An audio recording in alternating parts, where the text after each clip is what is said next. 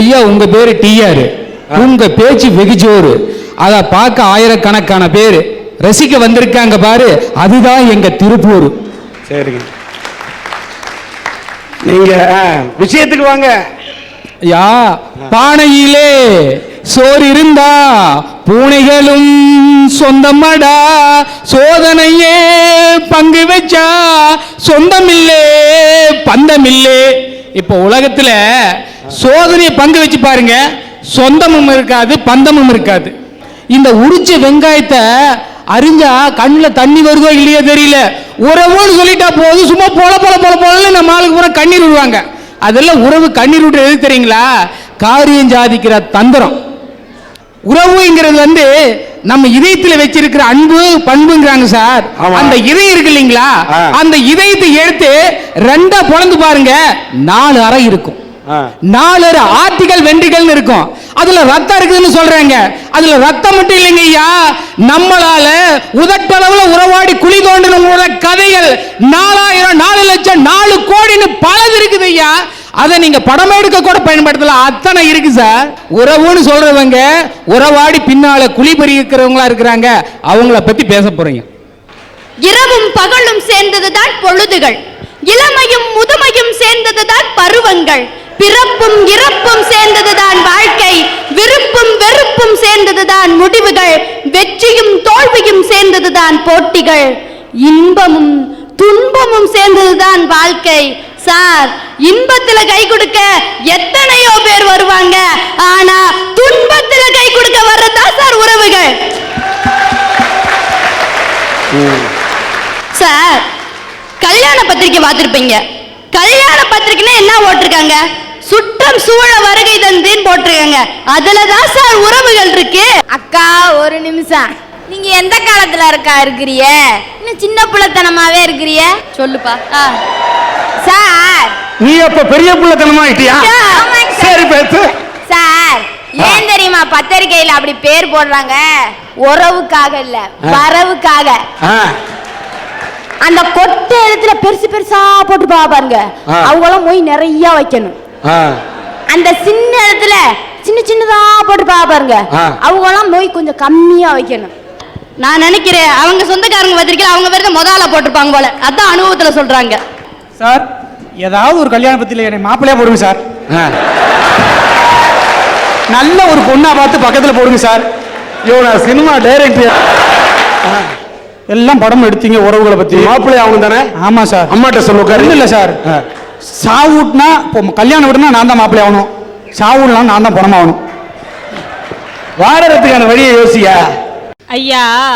உறவுங்கிறது துன்பத்துல கை கொடுத்து காப்பாத்துறதுங்கிறதுக்கு மகாபாரதத்துல இருந்து ஒரு நல்ல கதை சொல்றேன், கேளுங்க. சொல்லுங்க. ஒரு வேடன் காட்டுக்கு வேட்டையாட போறான்.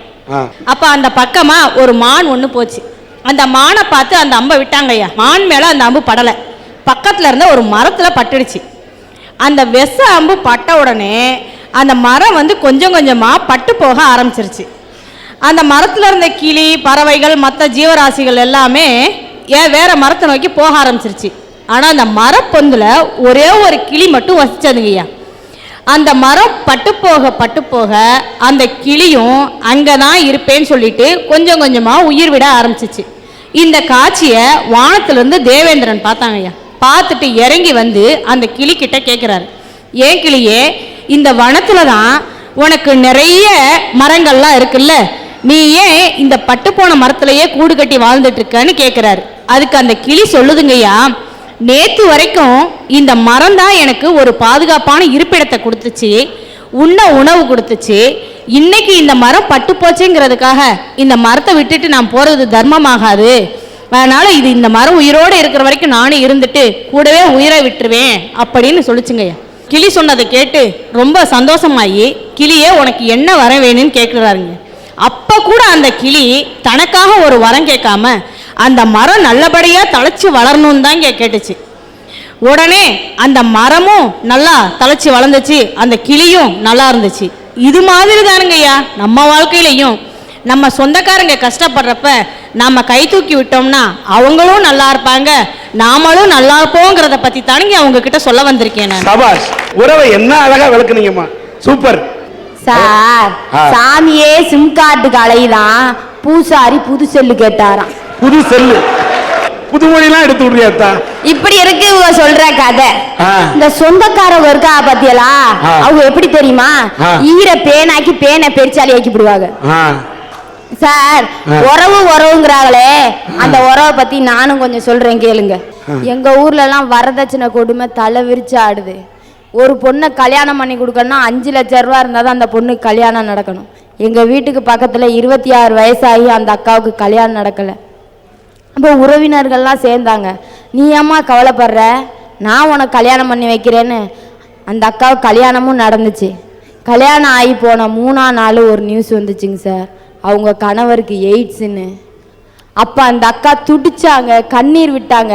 அவங்க உறவினர்கள்ட்டெல்லாம் போய் கேட்டாங்க. அந்த உறவினர்கள் சொன்னாங்க, நாங்கள் என்ன பண்ண முடியும், அது உன் தலையெழுத்து, அது உன் தலைவிதி, இதை சாக்கா வச்சுட்டு என் வீட்டுக்கு வந்துடாதேன்னு சொன்னாங்க சார். அந்த அக்கா துடிச்சாங்க, வேதனைப்பட்டாங்க. எண்ணி 3ஆம் மாதம் அவங்க புருஷன் இறந்து போயிட்டார். நடு தெருவில் இன்னைக்கு நிற்கிறாங்க சார். இதெல்லாம் விடுங்க சார், என் குடும்ப கஷ்டத்தை கேளுங்க. சொல்லுங்க சார்.